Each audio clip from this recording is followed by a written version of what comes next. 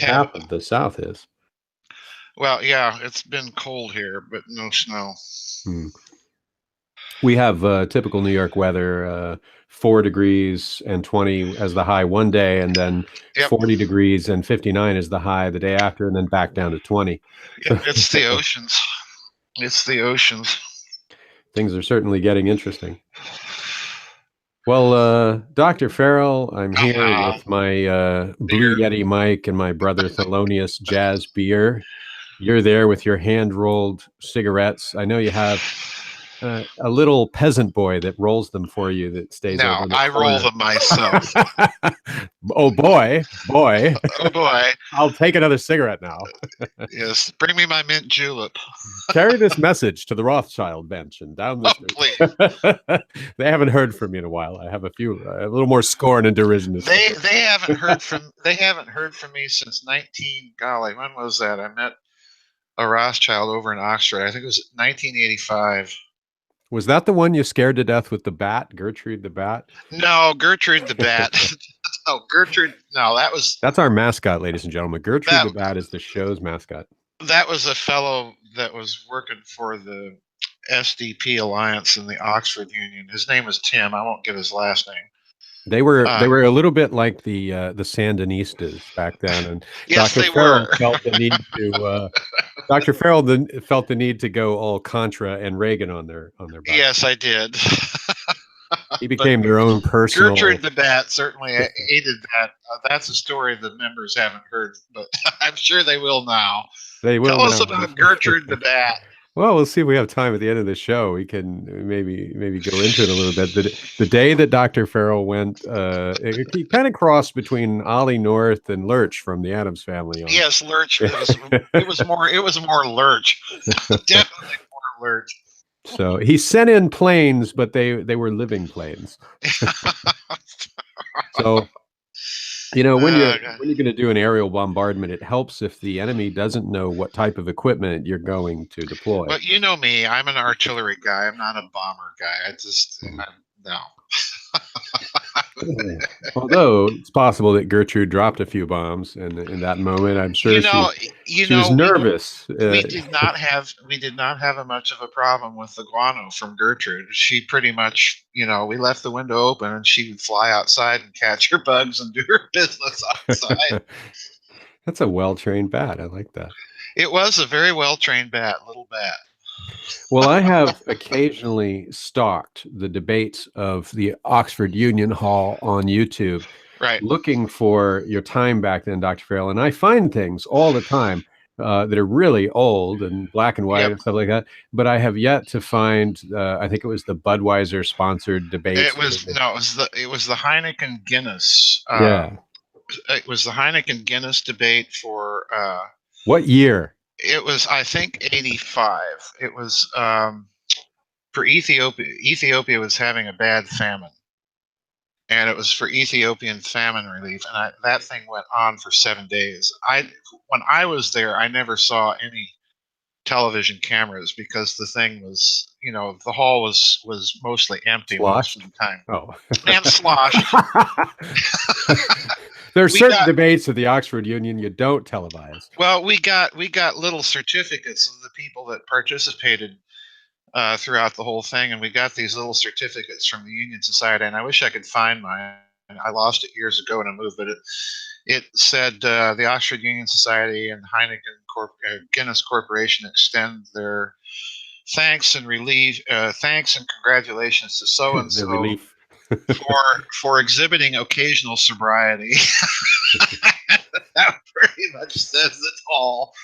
Well, if any antiquarians watching the show happen to come across a clip, video, still photo, anything like that from the 1985 Heineken Guinness debates, the Oxford Union, Dr. Farrell was featured there. It'd be lovely to see that in the members area. I'm still looking for a clip. My bloodshot eyes. Madam Chair hypothesis. Yes, we can't go. Madam Chair substance. Madam Chair pudding. Yes. Chair pudding. That's terrible. Well, so Dr. Farrell, I have a number of interesting topics to address. I'm sure you do. it's a shorter than usual show because you have a thing tonight, some sort of soiree involving Rockefellers and Kennedy relatives or something, I'm sure. But I'll uh, soiree with the Kennedys. I won't soiree with the that you Rockefellers know of, but that I know of. but I you've got something going on, and so we have four brief segments, and we're going to get right to the point in Hmm. segment number one. Usually I meander and lead up to, but we're going to come right to this one. Hmm. So, as you may know, UFOs have featured heavily in the news lately, and I don't mean Yes. the most recent sort of photo of a vertical UFO flying in Mexico, Right. because that one looks suspiciously like one I saw back in the '90s that was debunked, and I feel a setup. But what I'm uh, more interested in is there is the widely circulated video along with the Pentagon sort of admitting that it's been studying this phenomenon, Right. of several pilots tracking a UFO over a long period of time near the Right. ocean and creating a wake and so forth, and then it begins to exhibit odd behavior and move in ways that normal aircraft can't before taking off and outrunning those fighter jets. So. Of course, this is widely circulated, and we'll put links in the members area in this post if anybody doesn't know what we mean. But here is my question: Mm. jumping right to the chase. Hmm. Do you think it's possible, Dr. Farrell, that UFO research could be a cover for a black budget? And what I mean by this Oh boy. is you allocate funds for the study of UFOs so Right. that if you're discovered, well, it sounds better to have been using that money studying UFOs than what you're really using it for. And then, of course, you don't use hardly any of that money except Right. in the most superficial study of UFOs that produces Right. maybe one sort of lightweight video. So what I'm asking you is there sort of an end run here where we funnel the secret money, we don't tell the public, we hide it, yes, it's top secret, we're studying UFOs with this money, and then we take 90% of that money, put it into some unallocated black budget, and then when we're caught, or if we're ever caught, we have a cover. We just say, yeah, well, we were studying UFOs. It seems to Hmm. me an ideal operation. Oh, I have to totally agree with you. This began, if I remember correctly, there were a couple of articles in the New York Times, and it caused quite a sensation in the UFO community. Um, Apparently, the former majority leader in the Senate, Senator Reid, had requested, I think this was circa 2006 or 7, I'm not entirely certain of the date, but had allocated money and requested the Pentagon do a study, which it did. And the UFO community latched onto the video, latched onto the article, and a certain segment of it kind of took all of this to mean that disclosure, their the ufology version of the rapture was imminent. And if you dig into what Senator Reid had set up, apparently it was this photo, gun camera footage type of study, and nothing more. Now, I thought all of this was rather oddly timed in that at the same time you had Tom DeLonge, the former leader of the Blink 182 punk rock band, setting up his marketing apparatus. And this is what I want to drill down to, because in the last couple of years, we've seen a couple of what I and others, particularly dark journalist Daniel List, has qualified and characterized as a marketing operation to regain control of the UFO ET narrative. And this is what this thing looks to be, because this came out right about the same time that Mr. DeLong was launching his corporation with, the likes of people involved with the Lockheed Skunk Works, Hal Puthoff of the Texas University of Texas Institute of Advanced Study, very famous physicist. He's probably best known for his role in the Stanford SRI study of remote viewing with Ingo Swann back in the day, and so on. So, in other words, he has some pretty high-powered people. And of course, Mr. DeLong had contacted me a couple of years ago to be involved in this project, and um, I didn't say no, but I didn't say yes. I was kind of waiting for him to supply information, and he never did. So I just kind of let it go. So we're watching a marketing operation, I think. Now, the key component here that you're suggesting is that they have done this as kind of a limited hangout position in order to sidetrack people from looking at all the missing money. And your take on this is exactly the same take as Catherine Austin Fitts has about this, that the real story that needs to be looked at is where is all the missing trillions? You know, she's been saying this for years, and finally, Dr. Mark Skidmore of Michigan State University did some digging. He and his graduate students did some digging into this and come to find out that, yeah, she's right, that there's all this missing trillions. And as a limited hangout position, I think this story is pretty good because if you dig into it, I think the New York Times article mentioned something like 20 to 22 million dollars was involved in the group that Senator Reid and other people in Congress set up. Now, the real question that gets ignored, and this has been pointed out by other people in the ufology community that are, I would qualify them as genuine ufologists. I'm not. I occasionally talk about it, but and some of my books touch on it, but that's not the focus of what I've been doing. But you have people like Richard Dolan, uh, Stephen Greer, Stephen Bassett, some fairly well-known people in the ufology community have pointed out that gun camera studies of UFOs go all the way back to World War II. Um, I forget what his name was, Lieutenant Colonel Wendell Smith. I think that was his name. For many years, was involved with those studies after World War II. So this is nothing new. It's not a disclosure in the sense that ufologist talks about it. I do think you're looking at, very much like you suggest, a limited hangout position in order to keep people off the trail of looking too deeply into how much money is missing and where it went. And there's no doubt in my mind that at least some of it, not all of it certainly, but at least some of it has gone into black budget projects, research, and things like that. We're talking, I think by Dr. Skidmore's last estimation, Daniel, I think we're talking somewhere in the neighborhood of $21 trillion over the last, say, 20 or so years.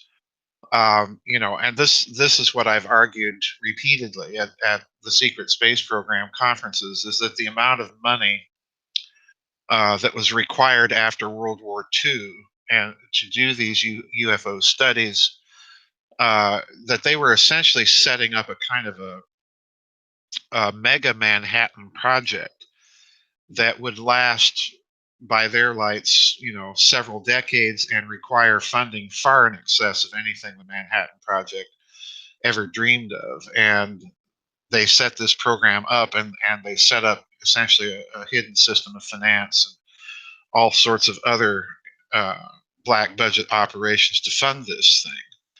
So yeah, I do think you're looking very much at kind of a limited hangout position. It does break the ice in one sense that the government is now at least on record as having officially studied UFOs right up to the current era, because of course the official line before that had been the Condon committee, Dr. Edward Condon of the University of Colorado, and that study, of course, was done in the 60s and supposedly was designed by the Air Force to say, we cut Project Blue Book off in the 1960s, and there has been nothing official since then. Which, again, I think anybody that studied the subject will realize that that's just complete baloney.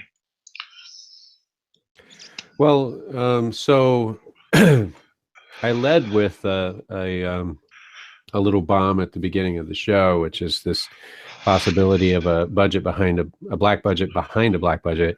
Right. But I am actually also leading somewhere, as you might surmise. And yes, I'm sure. so, so I want to pivot on your response and bring up another topic of the show. So it's good to kind of spread the Tinker Toys out on the map before you decide what you're going to build. And here's another Tinker Toy. So recently, I went to the theater, and it's still in the theaters, and saw American Made, which stars Tom Cruise and is an account of the legend of Barry Seal, yes. though involves heavily Ollie North, or at least partly Ollie North as well, and of course heavily the CIA, Pablo Escobar, the Ochoa brothers, and the entire Medellin cartel. And so here's some points from the movie. So, and what does this have to do with UFOs? We shall soon see, I hope. But the first point of the movie is the movie suggests that Barry Seal began working for the CIA in the 1970s, and that the CIA turned a blind eye to drug smuggling in exchange for delivery of arms to the Nicaraguan Contras, who the U.S. government was mobilizing against the Sandinistas. But a book by retired FBI agent Del Hahn says that there's no confirmed service of the CIA before 1984. So there's a slight debate over whether or not there's evidence that Barry Seal actually worked for the CIA in the 70s or not. So that's the first thing. The film goes with the idea that, nope, he was working fairly early for the CIA, long before it was documented. In fact, it has a whole scene where they're stuffing everything related to Barry Seal's name into burn bags to get rid of it, to try to erase all evidence that he was recruited from TWA and used in CIA flights. The movie also suggests that the CIA set up Barry Seal with his own airport in Mena, Arkansas. And Seal started working for the DEA in 1984 with the Medellin cartel, Escobar and Ochoa brothers as his sort of go-to. And the DEA was trying to prove a link, the film suggests, between the Sandinistas and the cartel to discredit the Sandinistas, and because the Reagan administration was trying to overthrow the Sandinista government.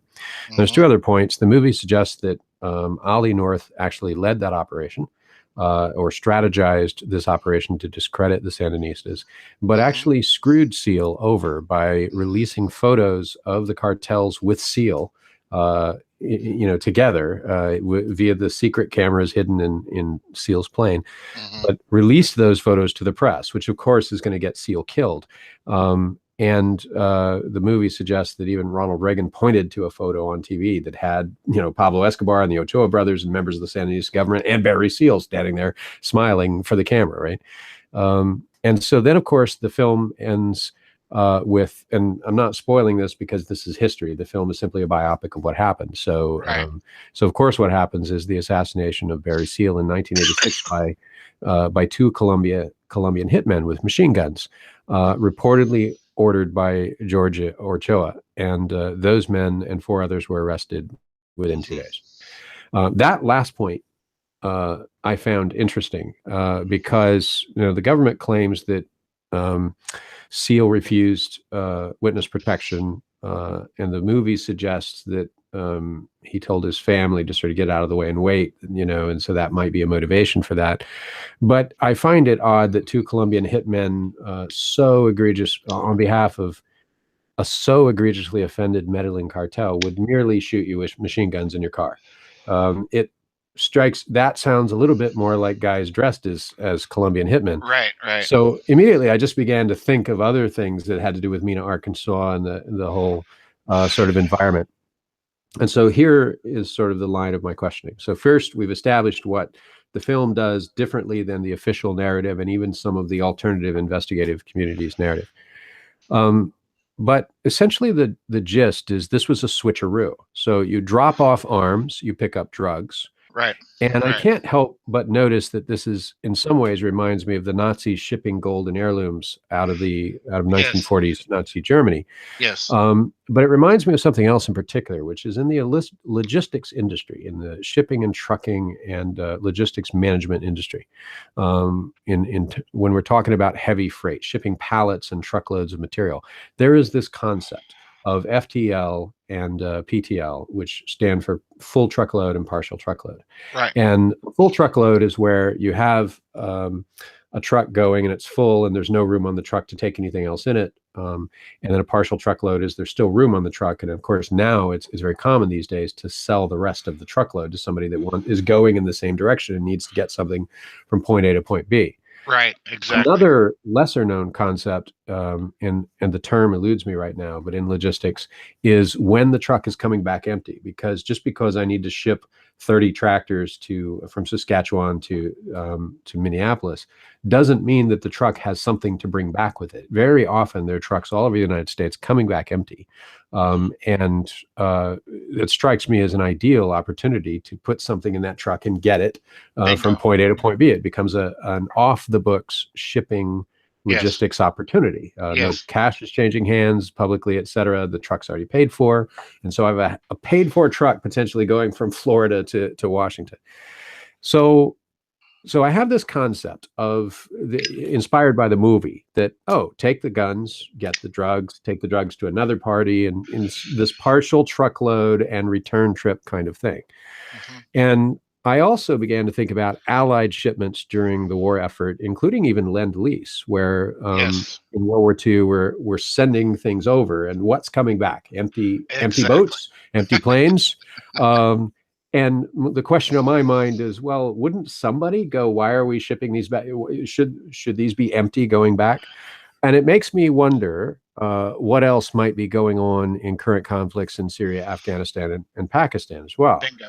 So those are the thought processes that sort of lead to a question, which is if the CIA in the 1970s was engaged in this sort of logistics arrangement where, hey, there's room on the plane, and so on, and drop off something that somebody needs, pick up something they have that somebody else's needs, and they're sort of facilitating an arrangement. Arm the Contras who need weapons, get the weapons from the Medellin cartel who needs their drugs moved, move the drugs to the United States, and have money that you share with the CIA. If that's going on, is it likely, Dr. Farrell, that none of that's going on today? Because it seems to me too good of an opportunity and a policy from any kind of shipping and logistics management Exactly. Exactly. standpoint to avoid. Well, I have to agree with you. And there's a number of things here that I don't know what the movie did or said. Um, the way that I recall, and I want to direct your attention to a book that you may or may not be familiar with. It's by Terry Reed.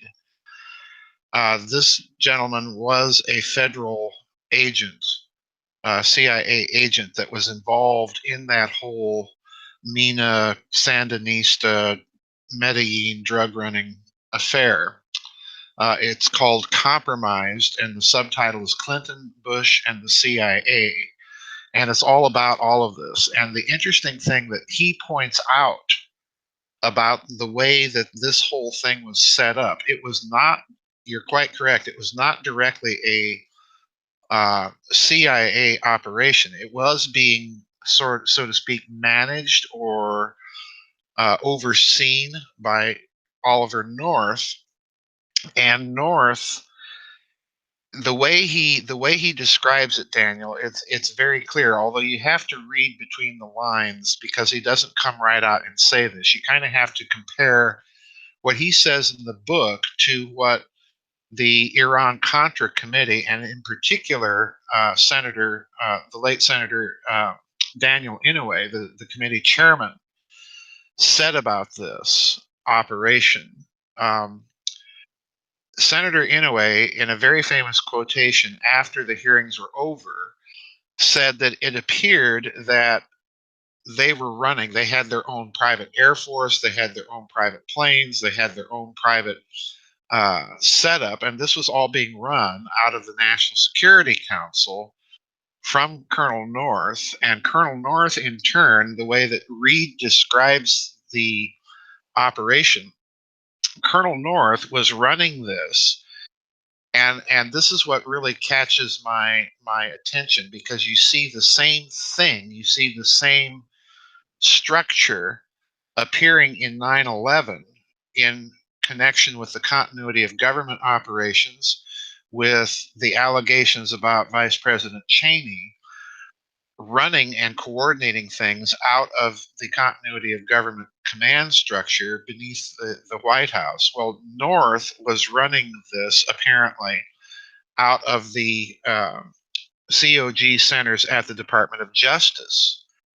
And that in turn takes you back to the Reagan era, to all the allegations about Attorney General Meese, the Department of Justice stealing the Inslaw Promise software, setting up a COG center inside of the Department of Justice. And again, let's remember, this was Dick Cheney that set all of this up to begin with during the Reagan era. So, in other words, they created a structure that was not directly either CIA or FBI or Department of Justice, because it was hiding in all of those agencies. It was hiding in the COG continuity of government structure. And this, if you look at Barry Seal's role, it's very interesting, because there are allegations. I don't know how true they are. I'm inclined to suspect that they probably are very true, given your logistical uh, aspect of this, in that they're flying guns down to the Sandinistas. They're flying drugs back into the United States, not simply through Nina, but also some other airports. And I strongly suspect that the other thing that they're flying into the country is the drug money itself. In other words, they're engaged in money laundering here. So in other words, they're flying pallets of cash back from the cartel to into this country along with the drugs. Now the question is, what happens with the money? And there are allegations. I'm inclined, Daniel, to believe them, because there are allegations that Barry Seal, and if I remember correctly, he himself even at one point stated this, that he had made flights into Area 51, into Nevada. And the question is, well, obviously he's not going to be flying uh, drugs into Area 51. So what's he flying in there? Well, probably cash, because that's a perfect way to launder money immediately into all of these black budget operations, and it's a funding mechanism. And I've been arguing that for many years, that the international drug trade is part of this hidden budgetary mechanism for all of these black projects. So this was a big operation, and it fits. I know that allegation sounds strange, but it fits that structure that I personally think that Colonel North was involved, and I personally think that he was charged with overseeing this operation, and that this is how he ran it. He wasn't running it directly for the CIA. He wasn't running it for the DOJ or the DEA or anybody else, but he was taking advantage of the continuity of government structure that had access to all of these agencies. That's why it was so very difficult to, in my opinion, to get to the bottom of it. And it's very notable, if I can go back to Senator Inouye for a moment, because Senator Inouye, if you recall, during the hearings, once it was clear that the continuity of government operation was involved in this, Senator Inouye, who was also on the Senate Intelligence Committee at the time, immediately closed off any further testimony and took the committee into executive session, because discussion of the continuity of government operations was a highly classified matter. So, he did the right thing. He took it out of the public session and he put it into executive session. So that tells me right there that this is the structure that has survived from the Reagan era up till 9/11, and that this is the structure using the National Security Council and COG operations that are where you're most likely to find this sort of activity, this logistical activity that you're suggesting. And let me add one final point about this continuity of government structure and its tentacles into all these agencies. Because if you go back to the Truman era, which is when I think, and I've argued in my books, that the what I call the hidden system of finance was really set up. And please, again, understand, I'm not talking about the black budget. I'm talking about something even deeper and entirely off the books. If you go back to President Truman taking the decision to recover all of that Japanese loot from Operation Golden Lily, what he did was he precisely put that operation under the control of the National Security Council. So, in other words, he immediately identifies the National Security Council with this hidden banking system.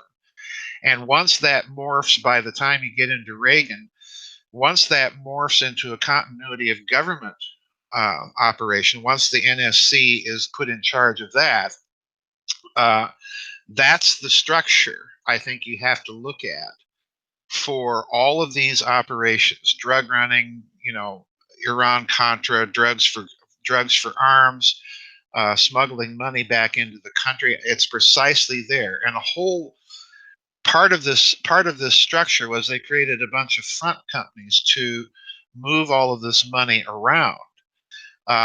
So this becomes another huge thing. And of course, once you start talking about front companies, the CIA is involved, creating their banking fronts and so on and so forth. So it was very big. I personally don't think that the Iran Contra Committee, although it did yeoman's work in exposing the role of the COG structures in this hidden system, I don't think that the committee was cognizant of the extent of it. In other words, I think they were successful in rolling up Oliver North's operation, but the apparatus itself, the ability to do all of this, remained intact. I hope that makes some sense. It does, but I want to go back to something interesting that you pointed out, which is uh, the rumored flights of Barry Seal into Area 51. Right. Something that the movie American Made pointed out was Seal's supposed adeptness and his team's supposed adeptness at skirting Customs and Border Control, which were at that time watching plane traffic because of all the cocaine trafficking going on. And so, they sort of, even in the film, showed a map where they were plotting the different sort of hurdles to get through, like an obstacle course. And so that leads me to sort of another question, back to our question about UFOs. It strikes me that at some point you reach a point of saturation where the old tricks don't work in terms of flying past Customs and Border Control. In fact, in the film, Seal is cornered because, in part because instead of flying these massive jets, the Border Patrol got smart and started flying little airplanes, just like the drug dealers, so that were more maneuverable, et cetera. So you reach a point where, with modern technology and with modern tactics, any tactic you use to fly a standard airplane to a standard airstrip it's going to have to, at some point, it's got to rely on pure bribery and luck and the hope that you won't be betrayed. So, one way to get around this issue is the alternative logistics idea, using partial truckloads, so to speak, applying truckloads to planes or boats or whatever, and using return truckloads, truckloads that are coming back empty. But another, it strikes me, is using alternative vehicles. And My question Yes. is, wouldn't UFOs make ideal transportation Sure. devices for embargoed product or black market products, such as drug shipments, arms shipments, etc.? Uh, and Absolutely. and do you think? I mean, that's kind of a rhetorical question because the follow-up is, do you think there's any possibility that UFOs are in fact simply alternative shipment vehicles for this type of thing? I think they could be, and the reason why I think you're onto something there, Daniel, is twofold. Uh, just from the UFO angle itself, if you look at the size, I'm the perennial skeptic when it comes to UFOs.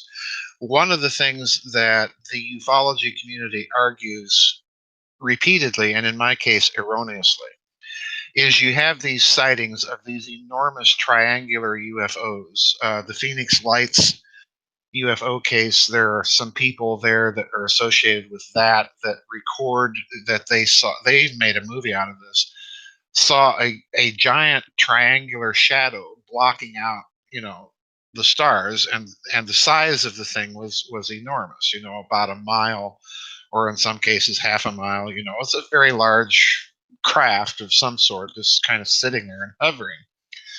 And I've pointed out the argument that they make is, well, that's just too big for anything human.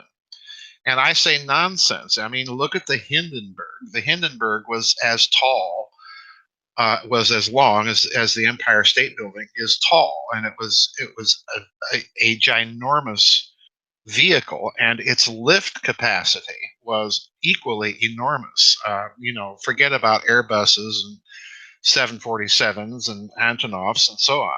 This thing had an enormous lift capacity, and the amount of cargo that could be shipped on the thing was huge for the time.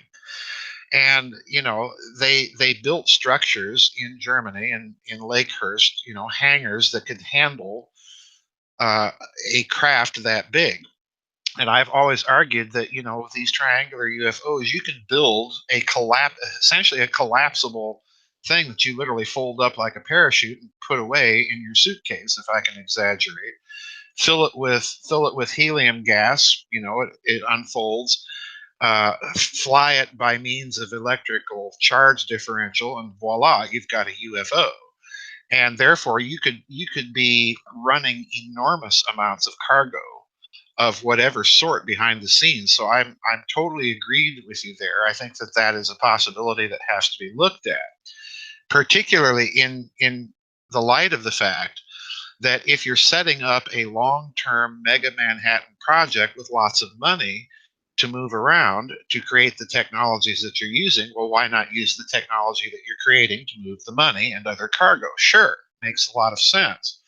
There's another vehicle, to get to my second point here, that needs to be looked at in regard to the structure that you're talking about, and that's submarines. Because it's not very well known that some of these cartels in Latin America, the Medellin cartel and so on, have private submarine fleets and have used them to move cargo back and forth between ports.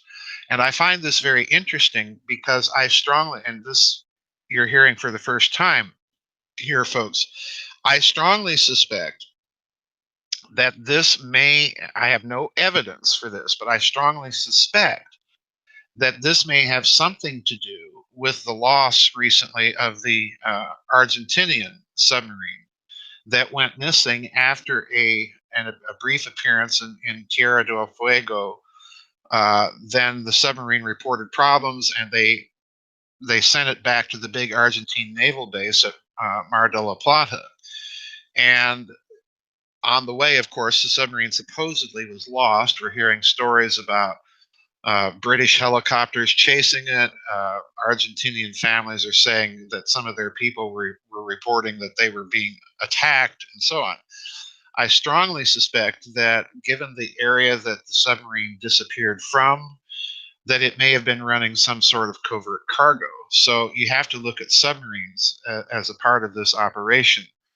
Old surplus submarines that are bought on the market can be used for shipping cargo just as easily as anything else. The problem is, of course, you're going to have to pay off people in port facilities and so on to keep all of that rather quiet. So yeah, I'm in total agreement that you can use these technologies to run cargo. I think you're definitely onto something here. Absolutely. Well, I'm not saying it. I'm just speculating. I'm Yeah. just Well, I'm wondering. speculating too. But yeah, but you see the problem here is that, Daniel, the speculation makes sense because if you're running a covert operation that you are bringing in all sorts of covert contraband, illegal contraband, money laundering, and so on and so forth. Well, the perfect way to do it is precisely in connection with a black project that is itself classified at an extremely high level due to national security. It's the perfect way to do it, as a matter of And is fact. So itself a cargo project, in fact. exactly, exactly. Well, it does make sense that when you have these sort of large scale UFOs, you're either talking about aliens the size of Godzilla, Yeah, or you're talking about one or two pilots and an engine the size of Godzilla because the propulsion method you've chosen requires that, right, or to break orbit or whatever it is. They don't have Tesla building the rockets, or there is the third option that no, it's neither one. It's a container ship and right, it's a tanker of some sort or a cargo ship, and you're essentially looking at transport. In which case, the question is, what is being transported to and or from? right. So I can't help but think of David Copperfield in moments like this because the current criticism of the Pentagon's video is, and this is a rogue criticism. I think ufologists have a case here. It's funny to watch the argument. So I don't mean funny as in making fun of somebody, but I mean it's intriguing. Right. The the one sort of debunker has put out the argument that, um, well, uh, the relationship, the rotation relationship of the supposed craft being filmed seems to follow the camera of the ship of the viewing ships, indicating that the thing being photographed is part of nature. It's a naturally occurring phenomenon, such as a Mhm. glare or something like this, but it is not in fact a moving craft. And so the UFO community sort of came back and said, well, look, you've got multiple experts in the form of these pilots who are used to seeing things in the air, whose job it is to see things in the air, Right, corroborating each other's stories over multiple time frames. This is not one. You would think they would know the difference between a naturally occurring glare and a moving object. And so until all the data's come in, it's really appropriate to sort of debunk, by which they mean it's inappropriate to sort of offer an alternative explanation that could be an explanation, but there's no evidence that that's the explanation either. right, And I want to just point out there as a side note that very often the notion of debunking is providing an explanation for something, and that's not a debunk. That's simply an alternative explanation that is equally as feasible or equally right, as believable. But it's very subjective. It relies on the capacity of belief of the hearer. So the UFO video hasn't been debunked, and I'm not saying it's authentic. I'm just saying it hasn't actually logically been debunked. But let's say for a minute that we entertain the UFO skeptics' point of view, and that these are merely projections, some mhm, kind of glare, some sort of distracting natural or unnatural event, such as right, somebody playing on the theater of a ceiling with a laser pointer, right, or the ceiling of a theater. I remember that David Copperfield in the 1980s made the Statue of Liberty disappear, and right. Exactly. now, no one's ever completely proved how he did it, but obviously it didn't actually disappear, and uh, the most plausible explanation has to do with a rotating stage and Hmm. distraction, Hmm. which is what magicians do best. They distract you and they get you to look in one place while something else is happening. And so it struck me, well, if this is just a play of a light, like a laser pointer, could this be a distraction to get the pilots to focus on something while something else goes by? Sure. I mean, because if I were Barry Seal, I'd want to get Border Patrol to focus on something while I flew under their Exactly. radar. Exactly. Um, so when you talk about the Phoenix Lights, it makes me wonder if everybody was looking up at those lights, where were they not looking at that time where Exactly. some transportation could have occurred? And that interests me, or what solar event was missed or whatever. So I want to pivot to talk about another film that is out in the theaters, and I also saw it the other day, and it's called The Post. And of course, it's about the Pentagon Papers. It was originally titled The Papers, Hmm. and Spielberg changed. I think it was Spielberg changed uh, the name to The Post. And of course, this is about the Pentagon Papers. For those not familiar, the 47 volumes that were released by Daniel Ellsberg, Hmm. that were written by oh, now the name has has Robert McNamara McNamara, yeah. had a lot of. And the film features the Tom Hanks as editor, Ben Bradley of the Washington Post, and Meryl Streep as Catherine Graham, the publisher. And then, of course, also there are characters in the film that featured heavily in the in that time frame and in the Watergate conspiracy. Characters that represented General John Mitchell, and even there was Yes. even a reference to Charles Colson, which I found funny. And the film is basically making the case that every administration, five administrations, were lying to the public about the successes of Vietnam War, and knew Hmm. as early as the Truman administration that the war was unwinnable, and stayed in anyway, and created simultaneously a covert conduct of the war and a covert management of the United States media. Yes. And so it goes through Truman, Eisenhower, Kennedy, Johnson, and Nixon, and sort of shows their involvement. At one point, somebody says, "Well, why is Nixon still doing it?" And like, well, Nixon just picked up where everybody left off, and because the humiliation of being the guy that presided over the losing of the war exceeds his need to be truthful, which wasn't a great need for Nixon anyway. And there's a line in the movie that's gone viral, and it's that somebody said that the purposes of the Vietnam War were 10% to help South Vietnam, 20% related to the domino theory, but 70% was to avoid the humiliation of having been wrong. And so as a result, the film, like the Pentagon Papers, indicate that the CIA was involved in election fixing, in assassinations. So you can think of DM as the prime example, but there were many others.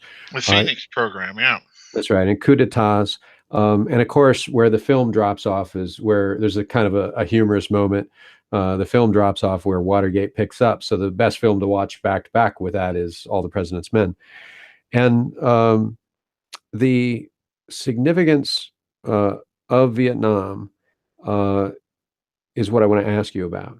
So I want to ask you about the significance of Vietnam in the JFK assassination, but specifically with the premise in the background that it has nothing, not really so much to do with the domino theory, because Right. people Right. pursue this and they say, well, people were convinced that if JFK pulled us out of Vietnam, that the dominoes would fall and that we'd all become communists, et cetera. But if the premise of the Pentagon Papers is right, then that means that would not have been the primary Right. concern, that it would Right. have been deeply outweighed by a concern for embarrassment. And then that would mean that if Vietnam was a primary reason JFK was assassinated, then you could argue that JFK was assassinated to avoid embarrassment. And that's not an argument I've heard widely made. So um, in my notes, I wrote the word pride, which is not a word you hear a lot anymore. You sort of have to have a Christian background, a Judeo-Christian background, religious background to sort of have that be a thing. Otherwise, pride just becomes one of those words that doesn't mean anything. But this fear of humiliation, fear of having been wrong, fear of having, uh, uh, of appearing to have been wrong, this pride, if you will. My question is, how much do you think it may drive global statecraft and balance of power even to this day? And how much might it have played a role in the assassination of John F. Kennedy? That's difficult. I do think a lot of it is, uh,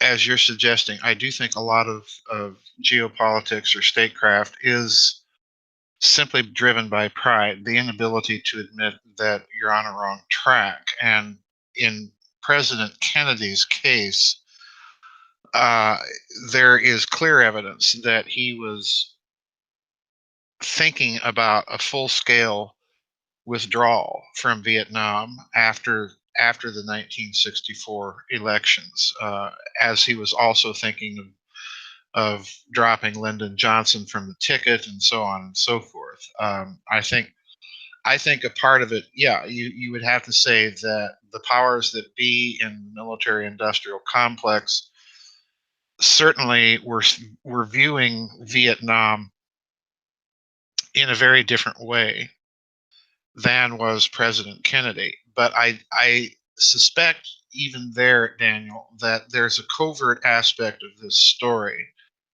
that needs to be brought into the picture, because we had, of course, Kennedy's executive action memorandum.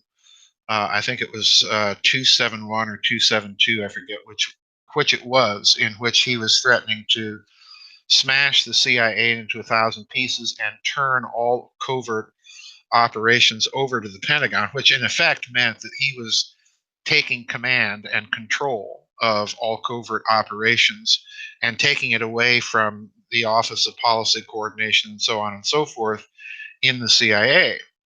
And when he sacks, after the Bay of Pigs, when he sacks Allen Dulles and General Cabell, and most importantly, Richard Bissell, who had been in charge of operations, director of operations in the CIA. Well, he's sacking the covert operations chief.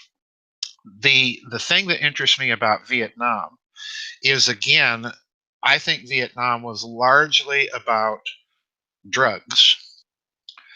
Because if you look at, and there's a movie you should watch, since you're suggesting movies here, I would recommend you watch the movie Secret Honor by Robert Altman. It's a one-man movie about Richard Nixon, and it's based on a column, pardon me, that was written by a syndicated columnist at the time, who was incidentally a Democrat. Her name was Renata Adler. And she put it together in a way that, the whole Watergate, Vietnam, creep the committee to reelect the president, in a way that I have not seen anybody else put together, and it makes a whole lot of sense. And the central part of this was the committee to reelect the president, creep, was still getting money after the 1972 election, and all this money is coming from Southeast Asia and is being laundered, pardon me, through Taiwan. And the movie points out that Congressman Wright Patman was, Congressman of Texas, and he was looking at all of this money still coming into creep and wondering what the heck is going on here. And I suspect it has to deal with the fact that at that time, as Henrik Kruger points out in his book, The Great Heroin Coup, they were in the process of restructuring the global drug trade, and they were moving the trade away from the Golden Triangle in Indochina and Thailand and so on, and recentering it on Latin America. And if you look at all of the allegations that have come out since the Vietnam War, Air America, the CIA's front company, running drugs in the body bags. Again, there's your partial logistics problem again. They were running drugs back to the country, into this country, in CIA, Air America body bags, and so on and so forth. Well, what was it all about? It's interesting to me that when Lyndon Johnson becomes president and then reverses Kennedy's orders on Vietnam and begins to ratchet up the war in Vietnam, one of the first things he does is he awards massive government contracts to build out the port facility in Cam Ranh Bay. And the logistical effort to do that alone, to turn this into a major port of entry for military supplies, it's also a port of egress.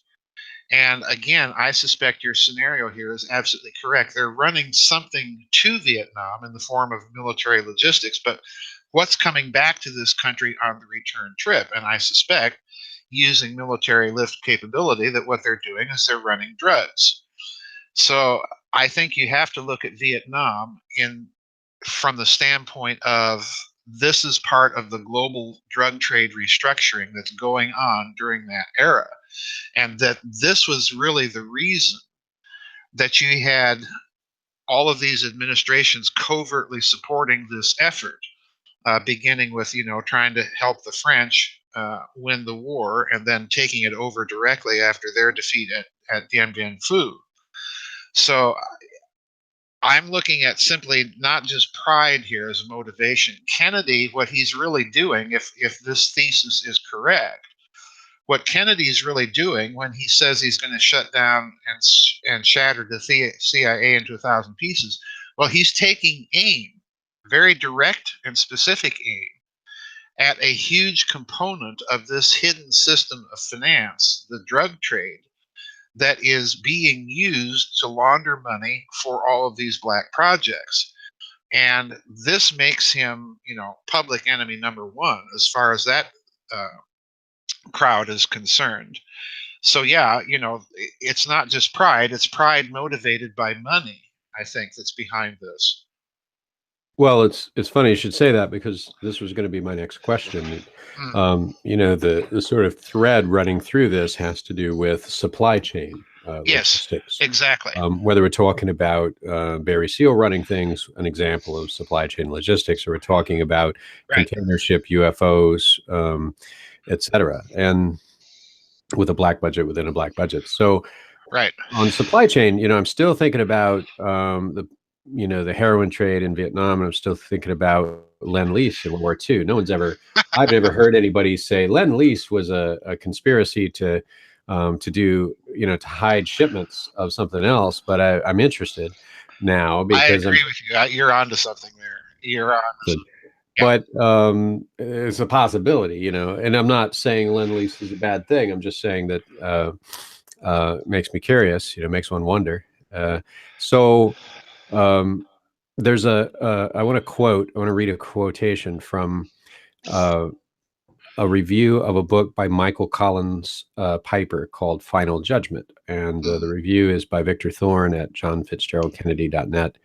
And it reads as follows. The Central Intelligence Agency seized control of the infamous Golden Triangle during that time period, then along with assistance from various elements of organized crime, ship huge amounts of heroin out of that area into our country. Besides, piles of money were being made from this practice and many others. hmm Those who stood to profit from this horrendous war, the armament manufacturers, bankers, military men, and drug dealers, met any suggestion to withdraw from Vietnam with immediate consternation. But that's what John F. Kennedy intended to do upon re-election. In right. fact, he already planned on telling the American people that their troops would be back home by 1965. Think about this momentous decision for a moment. If we had exited Vietnam by 1965, 8 years of bloodshed in the jungles and civil unrest of America's streets and campuses would have been alleviated. Yep. Michael Collins Piper writes in Final Judgment, quote, Kennedy's intended change of Vietnam policy, his plan to unilaterally withdraw from the imbroglio, infuriated not only the CIA, but I said imbroglio, it's imbroglio, infuriated not only the CIA, but elements of the Pentagon and their allies in the military industrial complex. And by this time, Yes. of course, the Lansky Syndicate has already, for those of you that aren't familiar with gangster lore, let's just say they were bad guys, had already. That's right. That's like saying Al Capone. Yeah. So it's Maya Lansky, right? But had already set up in international heroin running from Southeast Asia through the CIA-linked Corsican mafia in the Mediterranean. And Yep. the joint Lansky-CIA operations in the international drug racket were a lucrative venture that thrived as a consequence of deep U.S. involvement in Southeast Asia as a cover for drug smuggling activities. So Yep. in Vietnam, at least, you do have military equipment shipped and you have drugs from wide numbers of sources being shipped back in military transports and in paramilitary transports, meaning government contractors, et cetera. And there's a cover for all kinds of sort of logistical. Right. My question there, you sort of already answered, which is, wasn't the heroin trade potentially the logistics of the heroin trade potentially another reason why Kennedy was assassinated. You've Well, dealt with that. let's add to that, if I may, Mm, before if I can interrupt. mm. If you look at the policies of North Vietnam, if you look at the policies even of Imperial Japan before the war, if you look at the policy of the Kuomintang government of Nationalist China, Chiang Kai-shek, versus the communist government of Mao Zedong that eventually does triumph in China. One of the things that those Asian communist organizations are adamant about stopping is the drug trade and the havoc that it has wrought on their populations. This is absolutely a key component of those nations. And that policy after Vietnam, or even during Vietnam, begins to spread to non-communist nations in the region: Thailand, Singapore, Indonesia, Malaysia, and so on, where now if you are caught dealing drugs, it's an automatic death penalty. I mean, they put you to death for dealing drugs, because and that sentiment, I think, was behind why the Americans stayed in that war for so long, to maintain that drug trade and get it restructured so that their bottom line was not going to be affected by an eventual withdrawal from Vietnam, which eventually they were successful in doing. They transported that whole uh, old French connection from Indochina through Central Asia, through the Mediterranean, through Marseille, and on into North America. They completely restructured it so that now the drugs are being produced in Latin America and much closer to home and being run through there. So yeah, I think you have to look at the domestic policies of some of those countries in the region, because they are targeting directly the drug trade and the bottom line for all of this illicit activity that's going on in the West. Anyway, had to add that back to your thought. Well, no, I mean that's fine. I'm glad you cut in.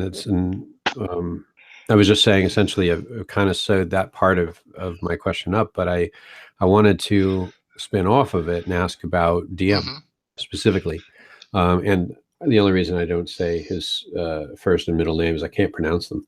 Uh, but DM and his brother were assassinated, and Yes, in response to the assassination, Kennedy was upset, yes, and um, the response that he got was, "Look, coups are uncontrollable. So you basically you signed off on us having a CIA U.S. backed coup in South Vietnam, and right, in a coup, which is essentially uncontrollable, an assassination is likely. Now that doesn't account for the assassination at all." Because it occurs under a situation which seems to be slightly controllable. But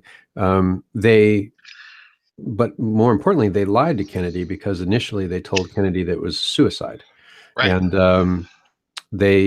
and there are high-ranking officials that refuse to view the bodies. It is said because by viewing the bodies, they would have seen the bullets to the side of the head and realized that they are now responsible for the knowledge that there's no way this is a suicide. But they lied to the president of the United States, told him it was a suicide, and so I draw two sort of queries out of that. One is, to what degree does um, assassination, coup d'etat still equal statecraft? To what degree does secret diplomacy a la Bismarck still drive our current geopolitics? And I Well, think, the normal answer is sort of obviously it's everywhere. But, I get a little frustrated because I remember saying that in a class on statecraft. Our book was titled Statecraft. And in that class, I said, somebody said, well, that hardly ever happens. And I said, no, I said, and I quoted you, and I said that secret diplomacy is the norm, not the exception. right, And that came out of your history class. right. So the first part is kind of almost a rhetorical question, but I still feel that there are issues that we don't delve into because we haven't explored the potential. Oh, I Um, totally agree. Yeah, and then the second is this phenomenon of lying to the president. I find pretty profound. And my question, you may have already partly answered in the previous segment, but I still want to sort of ask it straight out. Was there a policy of keeping Kennedy in the dark that eventually busted and gave way to where Kennedy was enlightened and that led to his assassination? I Because think so. Yes, it strikes absolutely. me that as long as you keep Kennedy in the dark, you control Kennedy, you get him to do what you want. But the moment Kennedy starts figured out he's being lied to, that's when a president becomes potentially dangerous to the plans of To the narrative, yes. to the narrative. So that's my question. I think again that you're onto something because let's back up and just deal with the idea of assassination and statecraft. Um, the only addendum I would make to your remarks in that respect is that we have to view this as part of the normal means of statecraft, not only internationally but domestically. I think it is uh, an absolute fact that assassination is a tool as much of domestic policy and statecraft as it is of foreign policy. And the classic example of this would be in Weimar Germany between the two world wars. You had over 450, I think it was. I saw the number years ago. You had over 450 assassinations of domestic politicians, local politicians, lender, or if you will, state politicians. And curiously enough, if you look at the pattern of these assassinations, this is long before the Nazis become a political domestic power in the Weimar Republic. But curiously enough, you find a pattern of removal of very powerful potential enemies of the Nazis, and this may not even be being done by the Nazis. This is the key component. In fact, I think it's coming out of that so-called German Prussian deep state, this alliance of the big industrialists, the chemical cartels, the German general staff, and so on and so forth. People tend to forget that Hitler was actually infiltrated into the Nazi Party as a spy for the German general staff. And if that's the case, this is going all the way up to Colonel General von Zeigt. So I think, yeah, assassination is part of the policy. Kennedy, if you're the Kennedys, you have essentially a political dynasty in the making. You have John F. Kennedy, Robert Kennedy in the wings, Teddy Kennedy further down the line. You're looking at a dynasty that could take power and affect policy for several generations. And it's interesting that two of the brothers are assassinated. In other words, you're removing the threat of a dynasty, and this became the central kind of theme of an old JFK assassination conspiracy movie called Executive Action. It begins with Texas Oilman, being briefed by a CIA operative that here we are, we're looking at a potential dynasty. And of course, Ted Kennedy had that famous plane accident that broke his back. That he was lying literally for I think 6 months, prostrate on a bed, trying to conduct business from a bed. Uh, and then after that, of course, you had the Chappaquiddick episode, which I to this day think was an attempt to set him up and tar him, which of course it did successfully. So yeah, I think if you look at the Kennedys, you're dealing with precisely assassination as a tool of domestic policy. Now, did John Kennedy wake up at some point and realize what he was up against? I think during his administration, Daniel, I think that he woke up uh, personally much before he became president, and in fact, I think he begins this waking up process due to his brother's connection to the McCarthy Committee, due to his own connection to the Kefauver Committee. I think he's looking at all of this and absorbing all of these, different committees that are going on, and he's seeing a pattern. And the pattern that he's seeing here is that there's something drastically wrong. There's a group of unelected policymakers, essentially, in the federal government. He comes into office, and it's interesting to note that almost immediately Kennedy is beginning to send all sorts of messages. He gives that famous speech to the Chamber of Commerce at the Waldorf Astoria, where he says, secret societies are inimical to our way of life, blah, blah, blah. And then you have the Bay of Pigs. And part of the fallout from the Bay of Pigs is he's not simply dismissing Bissell and Cabell and Allen Dulles, but he's also, by that point, he's been presented the memorandum about Operation Northwinds, create a false flag event by killing a bunch of Americans in an airline and blaming it on Cuba. And he's appalled at the extent of this, and immediately dismisses General Lyman Lemnitzer, who's the chief of the Joint Chiefs of Staff, who presents him with the memo and ships him off to virtual exile as the head of NATO, and brings in his own chairman of the Joint Chiefs. So in other words, Kennedy, I think, is going into office rather than waking up in office as to the extent of what's going on. I think what you see is that Kennedy is using crises of opportunity to accomplish what he's already decided going into office needs to be accomplished. And, Bay of Pigs presents him with one crisis of opportunity. The Northwoods incident presents him with another, and so on and so forth. But the way I'm reading the man, I think he's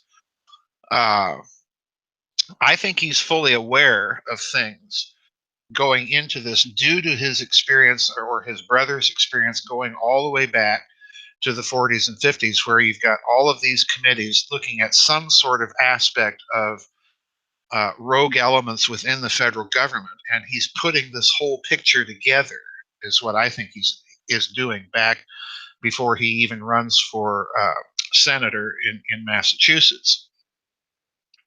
I hasten to add, that's a speculative hypothesis, because I've always had my suspicions about what I call the committee era after World War II, that everybody's kind of focused on one committee or the other. And I'm trying to view the whole panoply of all of these committees from the end of World War II all the way up to McClellan and Kefauver kind of whole.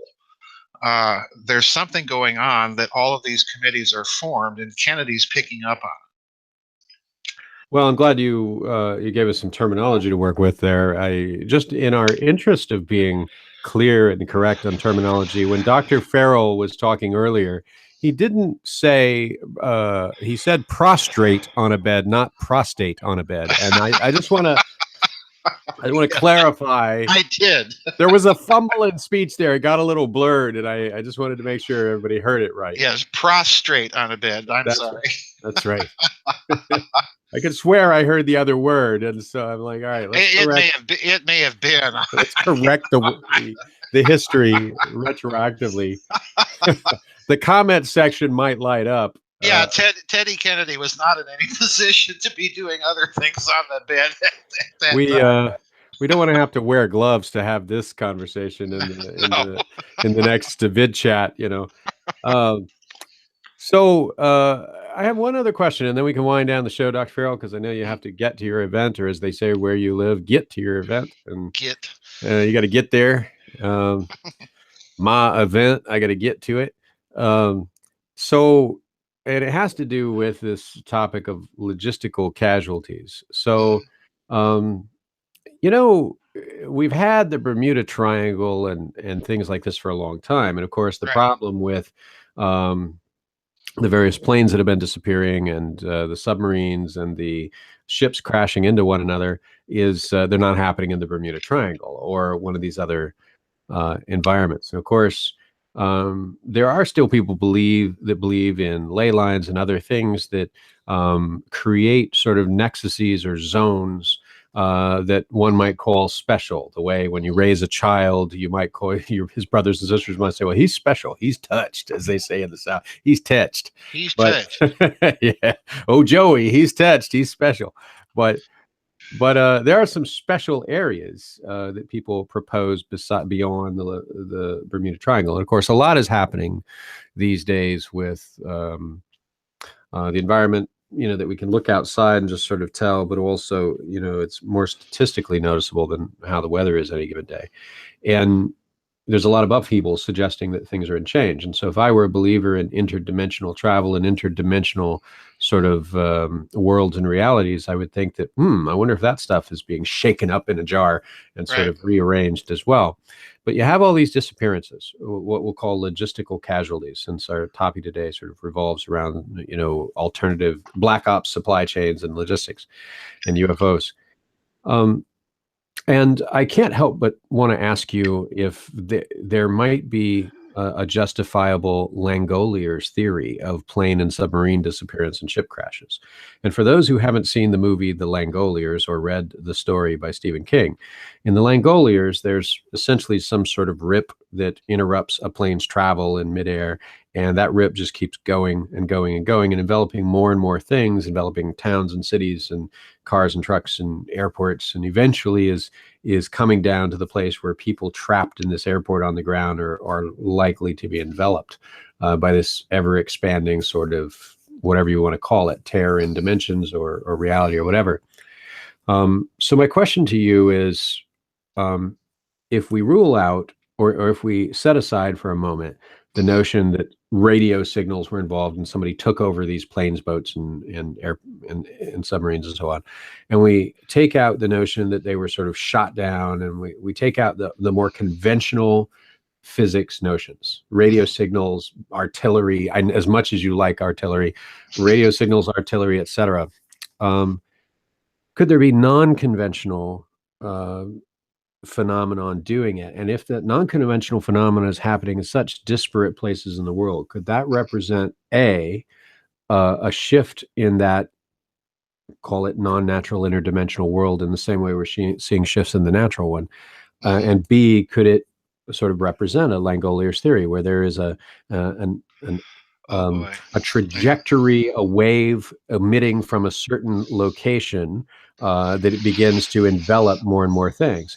And has anyone mapped where these things occur? And the way you would map a virus or the transmission of a disease is you would map a pattern out from Yes. the noted cases of infection, and you would begin to say, all right, well, clearly this is the point of origin. And I haven't heard anybody having that discussion, because to even have it implies that there exists some sort of Some sort of thing like that. Yeah. interdimensional Right. phenomenon. So I'm curious about what I'm calling this Langolier's approach, if you think The there's anything there. Langolier's hypothesis of disappearances. In answer to your question, if anybody has tried to map this, I don't know if anybody has sat down to map strange disappearances of aircraft and ships other than the Bermuda Triangle. There were, if I recall correctly, Japanese researchers in the 60s and 70s that were mapping a similar phenomenon called the Devil's Triangle. It's kind of the Pacific version of the Bermuda Triangle, but I don't think that their work was ever published in English. Then during the Soviet era, you had some Soviet physicists that created a map of the world that was based on these nodal points of strange disappearances, and that map appeared. In fact, I've used that map. That map has appeared repeatedly in alternative research books and journals, but without the accompanying Soviet research, which to my knowledge, no one has ever published in English. This was something that was published, I believe, either in Pravda or in Sputnik back during the 1970s in the Soviet Union. I don't think it was ever translated into English. Other than those few examples of people actually trying to compile data on it, I am not aware of anything like such a database in the English language. Now, that said, the hypothesis itself, which we're going to call the Langolier hypothesis, um, could that be something that is a growing phenomenon? Uh, Part of me, we've discussed in our vid chats many times, so people will recognize where I'm coming from that have been following the vid chats for quite a while. Part of me suspects that something like this is going on because of certain things I think have been done in connection with testing macrocosmic implications of the observer effect in quantum mechanics. Uh, as more and more data comes in from so-called paranormal psi research and so on, it's increasingly clear that intentionality, and particularly group intentionality, has some sort of macrocosmic effect. In other words, we're not simply limiting the observer effect to Heisenberg's uncertainty principle and subatomic particles, that there's a much bigger effect that is going on. Now, if there is a macrocosmic effect, then one of the things I think, and this is pure speculation, that could result from it is that the constants of physics, which are averaged statistical readings taken from observation, lots of observations. So, in other words, the constants of physics are, in a certain sense, they're not constants; they're statistical averages. Well, if you look at the way that the constants of physics have changed, particularly the speed of light, the cosmological constant, the gravitational constant, these things have changed minutely over the years. And one of the things I think would result from such a mass consciousness experiment is precisely a change in the constants of physics. The other thing that could result from it, possibly, is you have the many worlds hypothesis in quantum mechanics. Everett Wheeler and people like this first proposed this idea as a reading of quantum mechanics back in the 1960s, and it has some currency among certain physicists to this day. If you start tinkering around with the timeline or with group memories, in effect, what you're doing is you're creating several timelines at the same point in the same space. And as a result of that, if the many worlds hypothesis is true, you're creating a kind of, if I can put it this way, a kind of porous area, a membrane, a topological membrane that actually bleeds over from one universe into the other. And once that's set in motion, I think it's entirely possible that that phenomenon would sort of grow on its own accord. In other words, how do you turn it off once it's begun?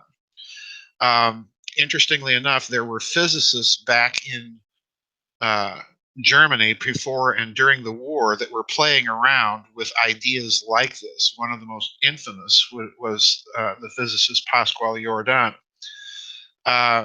You do have some thinking along these lines. So, is it possible that we're looking at that? Something truly cosmic in its implications. I think it is possible. I've never been entirely pleased with some of the explanations that have been given on places like the Bermuda Triangle or the Devil's Triangle. I've always tended to view these nexuses, if you can put it that way, as being some of these kind of soft areas where you have some sort of bleed over from one dimensionality into another. That's the way I've always viewed them. So yeah, I think you're onto something, but data itself, hard data, uh, there have been such studies, but I'm not aware that any of these studies, the Soviet study or the Japanese study, were ever published in English. Well, it would be interesting to see such a disease trajectory map Oh, absolutely. for these disappearances, for the simple reason that in relation to our show today and the theme of today's show, if those areas also turned out to be major smuggling zones, Oh whereby yeah, arms or drugs are being smuggled or other military equipment is being smuggled, then there would tend to be at least a cui bono type of analysis sure. available to us. Well, you do have an interesting correlation with your idea there with the Bermuda Triangle, because of course that's a Mm, significant area in the Caribbean, and right. you have a number of tax havens in the Caribbean. The Turks and Caicos, Bermuda itself, the Bahamas, the Dominican Republic, and so on. So yeah, I think again you're onto something there that may be very true. Well, and we've also looked at potential uh, relationship with NASA launch pads, et cetera. Yes, Um, yes. I just want to acknowledge, folks, that Dr. Farrell is needing to get to the ball before he turns into a pumpkin. And now, this is for those of you who never got the memo, this is the official Giza costume ball. So if you're hearing about it now, obviously it's too late. Now, I just wanted to outline There that we at the ball tonight, there will be 5 awards given for the best version of dressing up as number one, Gertrude the Bat. So best person that pulls that off. Number two, Henry Kissinger in drag. Oh Uh, dear. Oh yeah, God. you've got to really work hard to Yeah, make that real hard. to be make it come together because it fits so well you might not be recognizable. It's like, excuse me, ma'am, which way to the hat room? But Dear. uh, That's category actually number three, so it's a subtle category. Category number three is Adam Weishaupt as Euro fashionista, and so it's part style and costume, and part can you pull off the historical significance at the same time. place out to zero. Category four is 14th century Templar in Scotland. That should be easier, but we're just saying you cannot. Points will be deducted for simply copying Braveheart. And then last, category number five is one of Dr. Farrell's personal favorites, Tattoo from Fantasy Island. And so they're playing, boss. The They're playing. plane, the plane. It's landing, it'll never be heard or seen from again. Oh, what an awful show that. That could be what's happening to those missing Malaysian flights, Dr. Farrell. We've never ruled out Fantasy Islands. You know, What's your fantasy, boss? it's funny you mentioned Malaysia 370, because there's still. I just received a bunch of articles from people that now the site has been moved, and okay, it really crashed over here, Hmm. and and I still get articles from that pilot in Australia saying, well, this piece of equipment can't be from there because of I'm not a pilot, so I don't know. But that whole thing still is just. It's I, like asking where the drunk valet parked your Corvette. yeah, Well, we exactly. think it's somewhere in the vicinity of Home Depot, but you might try, Over here. yeah, over here. He met with some friends. Yeah. Uh, yeah, we don't know. Well, so with that, Dr. Farrell, we've got to get you to your event and try Yep. to be home before the glass slippers change into whatever they were originally. Yes. Yeah. Right. I'll bear that in mind. And we'll get this up in the members section.